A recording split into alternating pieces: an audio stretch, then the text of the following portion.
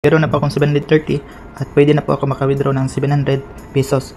So dito, withdrawal method, type po natin dito, i-playin po natin dito yung GCash, confirm, tapos pindutin po natin itong 700, tapos pindutin po natin itong withdraw money, then i-input po natin ang ating GCash number at name.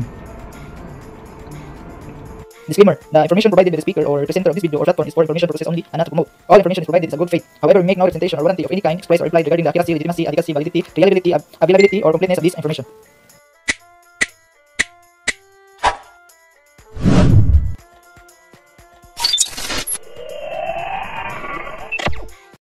Hello guys, welcome back again to my channel. For today's video, mag-withdraw po ako dito sa Crazy Bird. Hindi ko na lang po ituro sa inyo kung paano po ito makakuha ng coins, or green money. Ang pakita ko lang sa inyo dito ay mag-withdraw ako ng 700 pesos sa green money. Una-una guys, pakita ko muna sa inyo dito ang na-withdraw ko sa gold coins. Ayan po, 75 pesos, 16 pesos, 3 pesos. Ang ito namang 3.26 ang na-field ay mali po yung pagka-type ko sa number. Kaya po siguruhin po natin na nang mabuti na tama po ang pag-input ng number natin sa Lazada or GCash man lang para hindi po siya ma-fill. Okay, subukan po natin dito mag-withdraw ng 700 sa green money. Ayan, meron na po akong 730 at pwede na po ako maka-withdraw ng 700 pesos.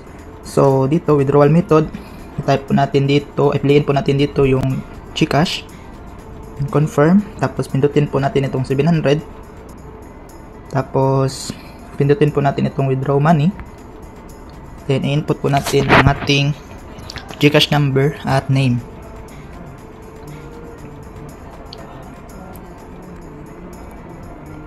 Name natin,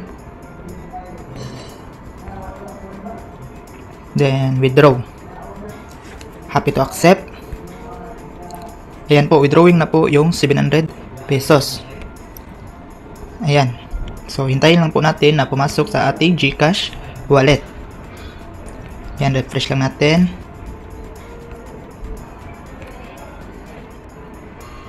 Ayan po, na-receive na po natin yung 700 pesos sa GCash.